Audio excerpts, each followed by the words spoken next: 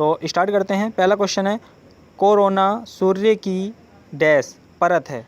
ठीक है, वायरस वाले कोरोना की बात नहीं चल रही है, ये सूर्य की परत की बात चल रही है। ए ऑप्शन है सबसे बाहरी परत, बी ऑप्शन है सबसे अंदर की परत, सी ऑप्शन है मध्य की परत और डी ऑप्शन है इनमें से कोई नहीं। ठीक है, अगर हम सूर्य की बात करते हैं तो सूर्य में सबसे अधिक गैसें पाई जाती हैं, हाइड्रोजन और हीलियम। ठीक है, एक क्वेश्चन यहाँ से ये बनता है कि जो सूर्य के अंदर जो चमक उत्पन्न होती है, ठीक है, जो ताप उत्पन्न होता है वो किस तरीके से होता है, तो वो नाभिकीय संलयन के द्वारा ऊर्जा उत्पन्न होती है। ठीक है, सूर्य में जो ऊर्जा उत्पन्न होती है वो नाभिकीय संलयन के द्वारा ऊर्जा उत्पन्न होती है, जिसमें हाइड्रोजन और हीलियम गैसों का मिश्रण होता है। ठीक है, अगर आपसे एग्जाम में मालूम किया जाए कि सूर्य में सबसे ज़्यादा कौन सी गैस है, तो हाइड्रोजन। ठीक है, फिर दूसरे नंबर पर हीलियम।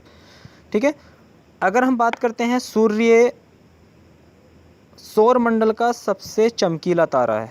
ठीक है, यह पूर्व से पश्चिम की ओर घूमता है। सूर्य पूर्व से पश्चिम की ओर घूमता है। सूर्य का प्रकाश पृथ्वी पर 8 मिनट 16.6 सेकंड में पहुंचता है।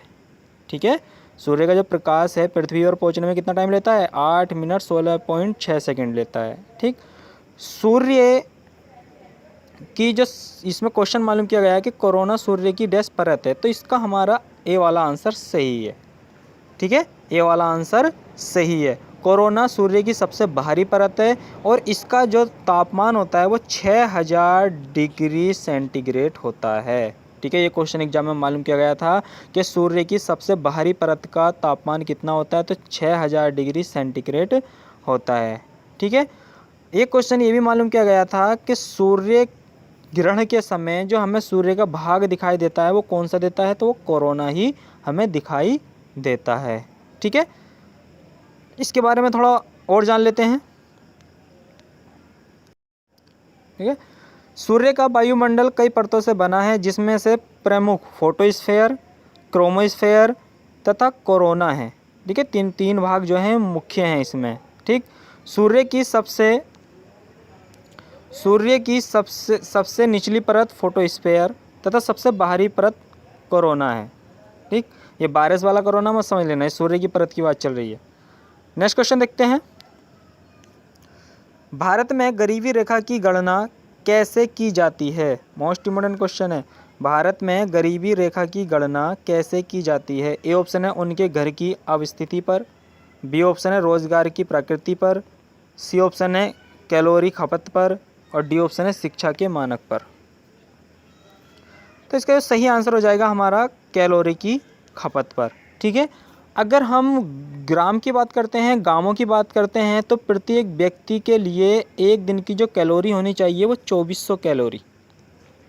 ठीक है, ग्रामीण स्तर पर 2400 कैलोरी और आप शहरी स्तर पर 2100 कैलोरी होना चाहिए। यानी कि पूरे दिन की बात अगर हम करते हैं तो एक व्यक्ति को अगर ग्रामीण क्षेत्र में है तो उसे 2400 कैलोरी प्राप्त होनी चाहिए और अगर शहरी क्षेत्र में है तो उसे 2100 कैलोरी प्राप्त होनी चाहिए। इसी कैलोरी के आधार पर ही भारत में गरीबी रेखा की गणना की जाती है। ठीक है, तो हमारा सी वाला इसमें आंसर सही है। नेक्स्ट क्वेश्चन देखते हैं, या इसके बारे में थोड़ा और देख लेते हैं। भारत में गरीबी का अनुमान पूरी तरह से भोजन सेवन से प्राप्त कैलोरी पर आधारित है। इसे शहरी आबादी के लिए प्रतिदिन, ठीक है, प्रतिदिन 2100 कैलोरी और ग्रामीण आबादी के लिए 2400 कैलोरी की खपत के रूप में परिभाषित किया जाता है। नेक्स्ट क्वेश्चन है, भारत के निम्न राज्यों में से किसमें व्हाइट डेजर्ट, श्वेत रेगिस्तान यानी कि सफ़ेद रेगिस्तान कहाँ स्थित है। ये मोस्ट इम्पोर्टेंट क्वेश्चन है। ठीक है, सफ़ेद रेगिस्तान कहाँ पर स्थित है, भारत में सफ़ेद रेगिस्तान कहाँ पर स्थित है। ए ऑप्शन है गुजरात, बी ऑप्शन है तमिलनाडु, सी ऑप्शन है जम्मू कश्मीर और डी ऑप्शन है सिक्किम। तो कुछ का ध्यान तो दोस्तों जम्मू कश्मीर पे जा रहा होगा क्योंकि वहाँ पर बर्फ़ पड़ती है, लेकिन ये गलत है। ठीक है, इसका सही आंसर है गुजरात। कच्छ का जो क्षेत्र है जहाँ पर नमक मिलता है, जहाँ पर नमक निकाला जाता है, वहाँ पर दूर तक का क्षेत्र वो वाइट दिखाई देता है, इसलिए उसे जो है सफ़ेद रेगिस्तान के नाम से जाना जाता है। इसमें ए वाला सही है, गुजरात। ठीक है, सफ़ेद रेगिस्तान कहाँ पर है, गुजरात में है। नेक्स्ट क्वेश्चन देखते हैं, भारत भवन कहाँ है। Most important question, Bharat Bhavan कहाँ है। A option Delhi, B option Bhopal, C option Jabalpur, D option Indore. कुछ का ध्यान यहाँ पर दिल्ली जा रहा होगा, लेकिन यहाँ दिल्ली गलत है, क्योंकि दिल्ली में संसद भवन है, राष्ट्रपति भवन है, लेकिन भारत भवन नहीं है। भारत भवन जो है वो कहाँ पर है? भोपाल। ठीक है, इसका बी वाला आंसर सही है। ठीक है, भोपाल में है इसका सही आंसर। थोड़ा और जान लेते हैं इसके बारे में। भारत भवन भोपाल मध्य प्रदेश में स्थित एक संग्रहालय है। इसकी स्थापना 13 फरवरी वर्ष 1982 ईस्वी में की गई थी। इसके जो वास्तुकार थे, किसने बनाया था? Charles Korea. ठीक है, चार्ल्स कोरिया के द्वारा ये भारत भवन बनाया गया था। इसमें आर्ट्स गैलरी, ललित कला संग्रहालय, इंडोर आउटडोर स्टेडियम, भारतीय कविताओं की पुस्तकालय इत्यादि चीज़ें सम्मिलित हैं। ठीक है, यहाँ से केवल 2 क्वेश्चन सबसे मोस्ट बनते हैं। एक बनता है भारत भवन कहाँ पर है? भोपाल मध्य प्रदेश में। और दूसरा बनता है कि स्थापना कब की गई थी? 13 फरवरी वर्ष 1982 में की गई थी। और तीसरा क्वेश्चन मोस्ट ये बन जाता है कि इसका जो वास्तुकार है वो कौन थे? तो चार्ल्स कोरिया इसके वास्तुकार थे। नेक्स्ट क्वेश्चन देखते हैं। विश्व में सबसे गहरी खाई किस महासागर में है? विश्व की सबसे गहरी खाई किस महासागर में है? मोस्ट इंपोर्टेंट क्वेश्चन है। ए ऑप्शन है प्रशांत महासागर, बी ऑप्शन है अटलांटिक महासागर, सी ऑप्शन है हिंद महासागर और डी ऑप्शन है आर्कटिक महासागर। अगर हम बात करते हैं, यहाँ से कई क्वेश्चन बनते हैं। क्वेश्चन ये बनता है कि कौन से महासागर का आकार त्रिभुजाकार है? तो प्रशांत महासागर का आकार त्रिभुजाकार है। अगर मालूम करता है कि किस महासागर का आकार एस आकार है, ठीक है, तो अटलांटिक महासागर का जो आकार है वो एस आकार है, या अंग्रेजी अंक का 8 अक्षर, ठीक है, 8 अक्षर के समान है। हिंद महासागर की अगर बात करते हैं तो ये एम अक्षर के समान है, ठीक, क्योंकि भारत क्या है? हिंद महासागर से 3 ओर से घिरा है। ठीक, लेकिन जो आता है थोड़ा अरब सागर का होता है, हिंद महासागर, बंगाल खाड़ी, ये हिंद महासागर वाले ही क्षेत्र हैं। आर्कटिक महासागर की बात करते हैं तो इसका जो आकार है वो डी आकार है। ठीक है, ये आकार मालूम किए जाते हैं, पिछली वीडियो में बता चुका हूँ। यहाँ पर मालूम किया गया है कि सबसे गहरी खाई क्या है? सबसे गहरी खाई है मैरियाना गर्त। मैरियाना गर्त, जिसकी जो गहराई है 11,033 मीटर। 11,033 मीटर इसकी गहराई है और ये पश्चिमी प्रशांत महासागर में स्थित है। ए वाला ऑप्शन सही है। ठीक है, विश्व की सबसे गहरी खाई कहाँ, कौन से महासागर में स्थित है? प्रशांत महासागर में स्थित है। लेकिन प्रशांत महासागर में भी कौन सा क्षेत्र? सबसे पश्चिमी क्षेत्र, यानी फिलीपींस वाला। ठीक, इसके बारे में थोड़ा और जान लेते हैं। ठीक है, नेक्स्ट क्वेश्चन है, डूरैंड लाइन। डूरैंड लाइन एक सीमा है जो किन देशों के बीच है? मोस्ट इंपोर्टेंट क्वेश्चन है।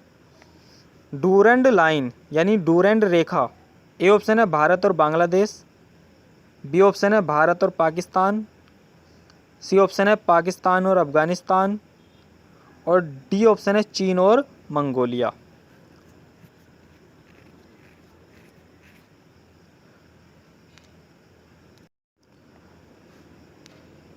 ठीक है, तो इसका जो सही आंसर है हमारा पाकिस्तान और अफगानिस्तान। ठीक है, जो डूरैंड रेखा है वो कहाँ पर, किन 2 देशों के मध्य है? तो पाकिस्तान और अफगानिस्तान।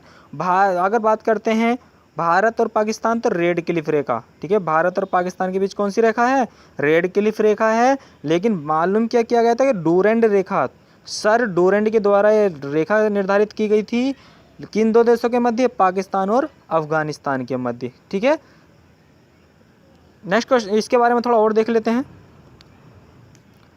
पाकिस्तान और अफगानिस्तान के बीच सीमा रेखा डूरैंड लाइन है। इसकी स्थापना 1896 में सर मोर्टिमर डूरैंड और अब्दुल रहमान खान के बीच हुई थी। मोस्ट इंपोर्टेंट क्वेश्चन है।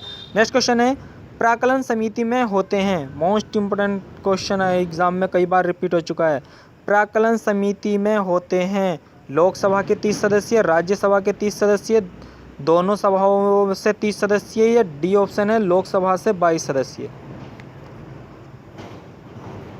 ठीक है, तो प्राक्कलन समिति की बात चल रही है तो प्राक्कलन समिति में 30 सदस्य होते हैं और 30 के 30 लोकसभा से होते हैं। ए वाला इसमें सही है, ठीक है। प्राक्कलन समिति में 30 के 30 सदस्य लोकसभा से होते हैं, लेकिन लोक लेखा समिति होती है, एक लोक लेखा समिति होती है, ठीक है। लोक लेखा समिति में 15 सदस्य लोकसभा से होते हैं प्लस 7 सदस्य राज्यसभा से होते हैं, ठीक है। प्राक्कलन समिति और लोक लेखा समिति क्या आती हैं, ये कैग की जो रिपोर्ट होती है उस रिपोर्ट की जांच करते हैं, ठीक है। इसका जो हमारा आंसर सही है, ए वाला सही है। नेक्स्ट क्वेश्चन देखते हैं। राज्यसभा के सदस्यों को किसके द्वारा निर्वाचित किया जाता है? मोस्ट इंपोर्टेंट क्वेश्चन है।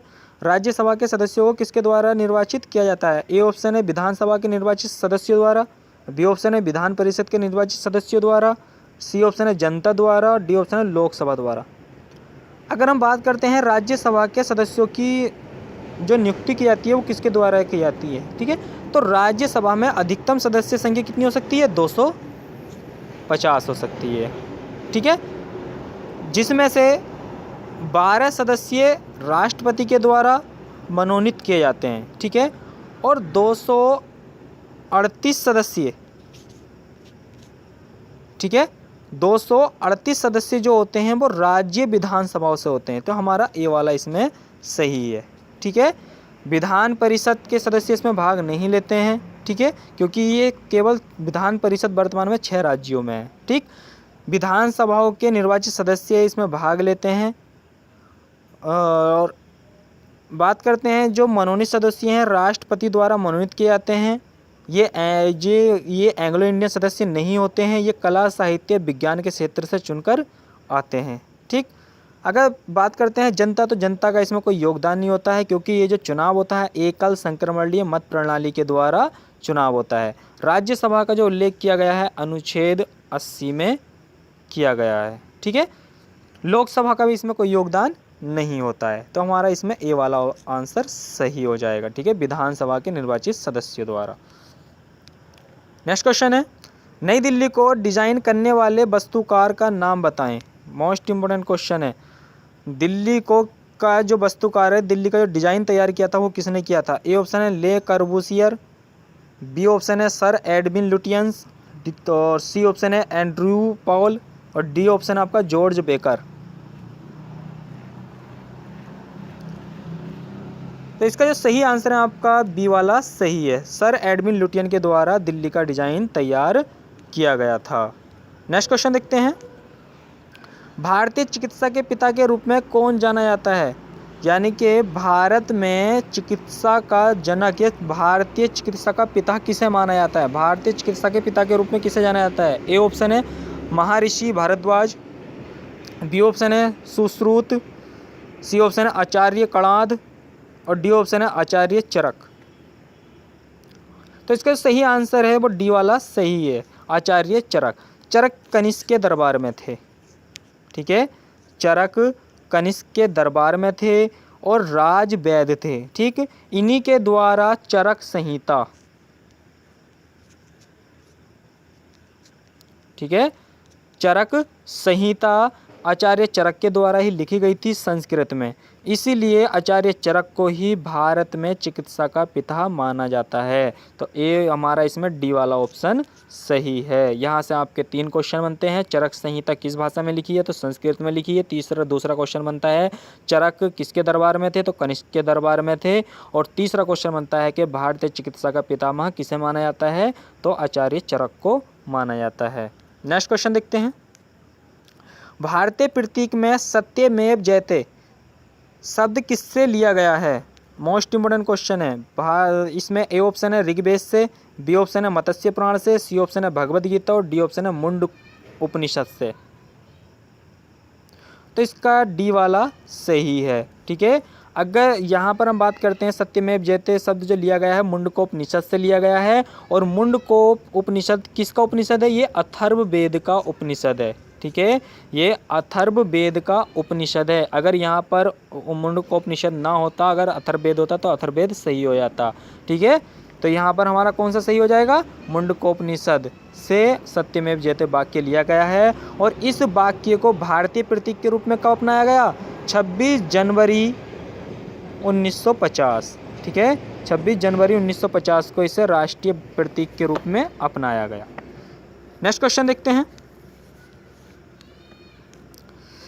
एक प्रकाश बल्ब का तंतु इसका बना होता है। जो प्रकाश बल्ब होते हैं, घरों में भी देखोगे जो बल्ब होते हैं उनके जो बीच में, ठीक है, जैसे कि कोई ये बल्ब है, तो जो बल्ब के बीच में इस तरीके से जो एलिमेंट होता है एक बना हुआ ये वाला तार, ठीक है, तो इस वाले जो तार होता है किस चीज़ का बना होता है, ठीक है। तो बल्ब में जो ये तंतु बना होता है किसका बना होता है? ए ऑप्शन है प्लेटिनम, बी ऑप्शन है टेंटलम, सी ऑप्शन है टंगस्टन और डी ऑप्शन है एंटीमनी। तो इसका सी वाला सही है, ठीक है। इसका जो तंतु, बल्ब का जो तंतु बना होता है वो टंगस्टन का बना होता है और लाइट प्रवाहित करने पर ये तंतु जलता है, ठीक। नेक्स्ट क्वेश्चन देखते हैं। वे 3 शब्द कौन से हैं जिन्हें बाद में प्रस्तावना में जोड़ा गया था? मोस्ट इंपोर्टेंट क्वेश्चन है। ए ऑप्शन है संप्रभु, बंधुता, राजनीतिक, बी ऑप्शन है न्याय, स्वतंत्रता, समानता, सी ऑप्शन है धर्मनिरपेक्ष, समाजवादी, अखंडता और डी ऑप्शन है समाजवादी, गणराज्य और न्याय। प्रस्तावना में संशोधन किया गया था, 42वां संविधान संशोधन था। कब हुआ था? 1976 में, ठीक है। 42वें संविधान संशोधन 1976 के द्वारा प्रस्तावना में 3 शब्द जोड़े गए थे। कौन से? धर्मनिरपेक्ष, समाजवादी और अखंडता। सी वाला आंसर हमारा सही है, ठीक है। और एक क्वेश्चन ये बनता है कि प्रस्तावना में कितनी बार संशोधन किया जा चुका है? तो केवल एक बार ही संशोधन किया गया है। कौन सा संशोधन किया गया था? 42वां संविधान संशोधन 1976। तो हमारा सी वाला इसमें सही है, धर्मनिरपेक्ष, समाजवादी और अखंडता। नेक्स्ट क्वेश्चन देखते हैं। पारे का मुख्य अयस्क क्या है? मोस्ट इंपोर्टेंट क्वेश्चन है। पारे का मुख्य अयस्क क्या है? ए ऑप्शन है बॉक्साइट, बी ऑप्शन है पायरोलूसाइट, सी ऑप्शन सिनेबार और डी ऑप्शन है पायराइट्स।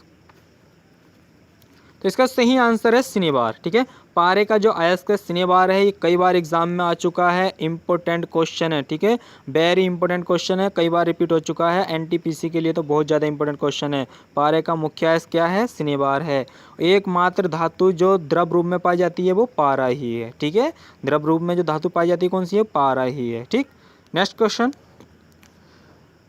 रानी झांसी समुद्री राष्ट्रीय पार्क की स्थापना हुई थी। मोस्ट इंपॉर्टेंट क्वेश्चन एग्ज़ाम की दृष्टि से, और ये एग्ज़ाम में ज़रूर से ज़रूर मालूम किया जाएगा। ए ऑप्शन है 1994 में, बी ऑप्शन है 1995 में, सी ऑप्शन है 1996 में, डी ऑप्शन है 1997 में।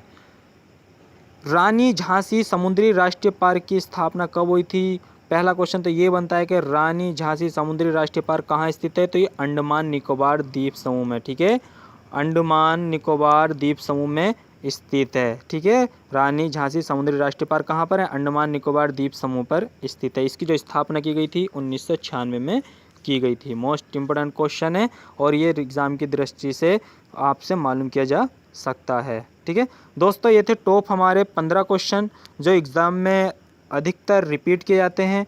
पिछली वीडियो का क्वेश्चन मैंने आपको दिया था, भारतीय नागरिकता किसके द्वारा दी जाती है या प्राप्त की जाती है, ठीक है। तो भारतीय नागरिकता गृह मंत्रालय के द्वारा दी जाती है। तो इसका सी वाला आंसर सही था, ठीक। ये क्वेश्चन है, आपको कमेंट बॉक्स में जवाब देना है कि इसका कौन सा वाला आंसर सही है। प्रख्यात गोलकुंडा का किला इस राज्य में स्थित है। गोलकुंडा की खान भी सुनी होगी आपने, गोलकुंडा का किला भी सुना होगा। मोस्ट इम्पोर्टेंट क्वेश्चन है, कई बार रिपीट हो चुका है। आपको बताना है कि गोलकुंडा का किला किस राज्य में स्थित है। ए ऑप्शन है मध्य प्रदेश, बी ऑप्शन है तेलंगाना, सी ऑप्शन है कर्नाटक और डी ऑप्शन आपका बिहार। ये थे दोस्तों टॉप 15 क्वेश्चन। आपको वीडियो कैसी लगी कमेंट बॉक्स में ज़रूर लिखना और वीडियो को ज़्यादा से ज़्यादा शेयर करना। और जो मेरे चैनल पर पहली बार है वो चैनल को सब्सक्राइब कर लेना। सब्सक्राइब करने के बाद बेल आइकन का बटन जरूर दबा देना, क्योंकि जब भी मैं नई वीडियो डालूंगा उसकी नोटिफिकेशन सबसे पहले